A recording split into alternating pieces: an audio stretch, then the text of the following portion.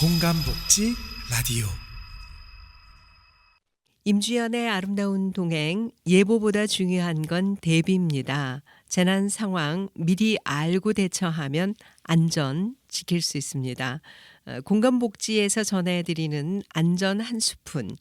이 시간에는 전 기상청 대변인이자 한국자연재난협회 김승배 본부장님과 함께하겠습니다.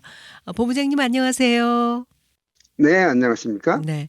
본부장님, 요즘 그 미세먼지 농도가 유독 들쑥날쑥한데요.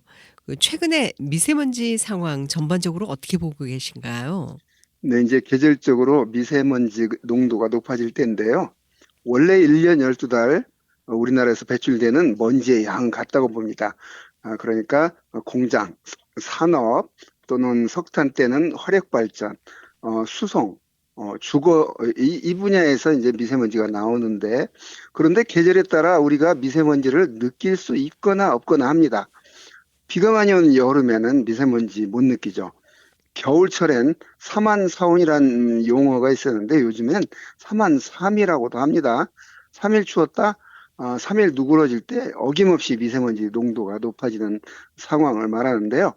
한파나 강풍이 불면 이 늘 배출되는 미세먼지가 이제 흩어졌다가 고기압이 정체하고 바람이 약해지면 미세먼지 농도가 높아지죠.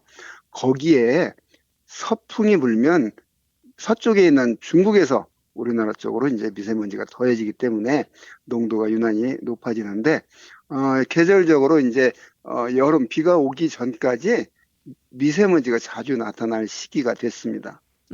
미세먼지가 특히 겨울에서 봄으로 넘어가는 시기에 더 심해지는 이유가 뭔가요? 네, 그렇습니다. 이제 겨울철에 이동성 고기압, 그러니까 대륙 고기압이 확정할 때는 찬바람이 불기 때문에 하늘이 맑죠. 미세먼지가 다 흩어지기 때문이죠. 그런데 포근해질 때, 이때는 이제 이동성 고기압 영향을 받아서 바람이 약해집니다.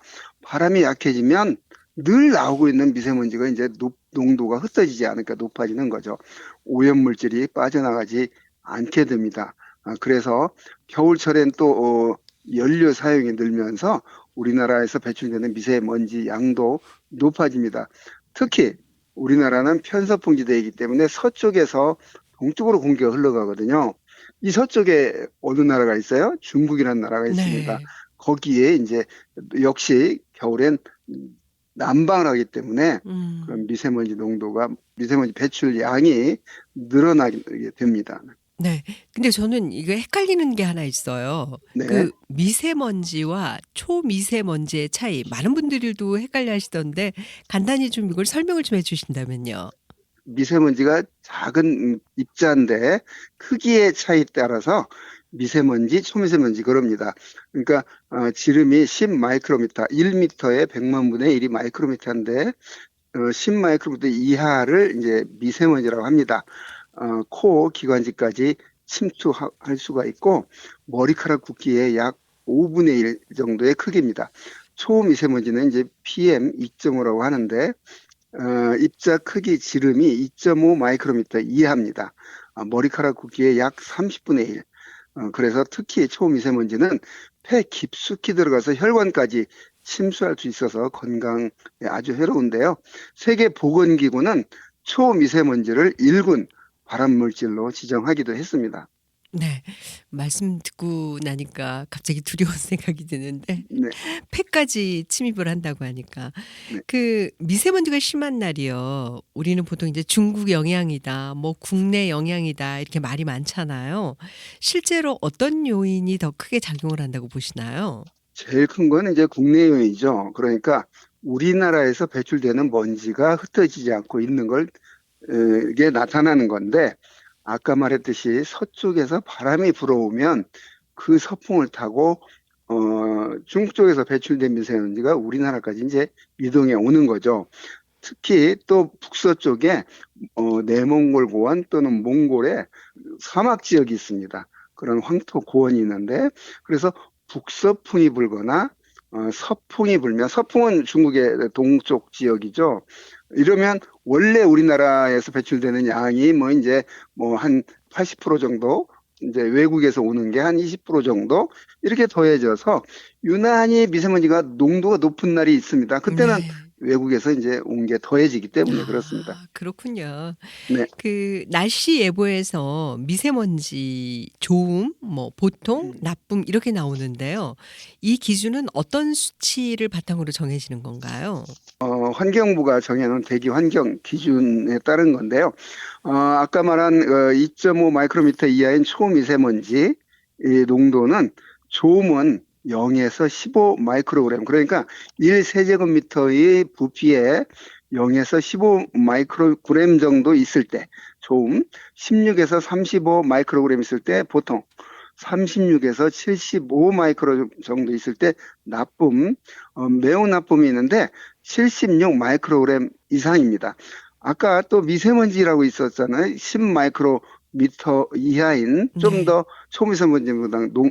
먼지보다는 입자가 큰 건데 미세먼지 좋음은 0에서 30, 보통은 31에서 80, 나쁨은 81에서 150, 매우 나쁨은 151 마이크로그램 이상입니다. 그러니까 이 수치를 보고 이제 뭐 외울 필요는 없고요. 미세먼지가 나타내는 기준이 네 단계로 구분해서 나누는구나 이렇게 생각하면 되겠습니다. 네, 그렇군요. 미세먼지가 건강에 안 좋다는 거는 알지만은 특히 주의가 필요한 연령대나 또 질환이 있다면 어떤 게 있을까요?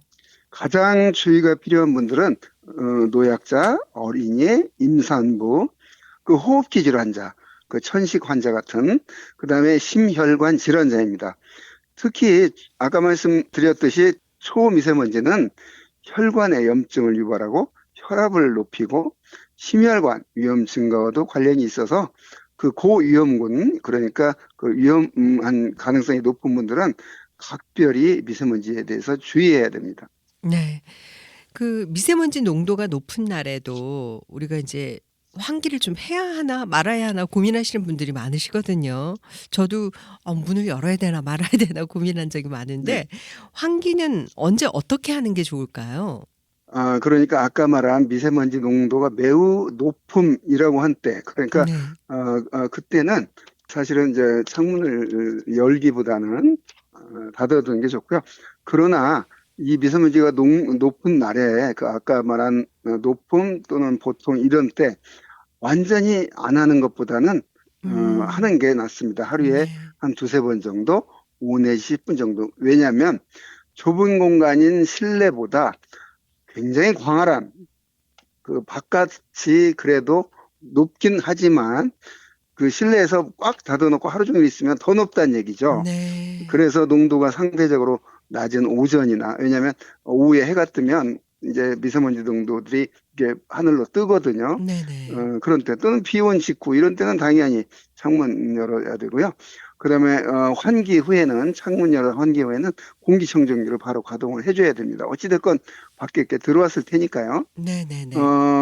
매우 나쁨일 때는 당연히 창문 열면 안 되고요.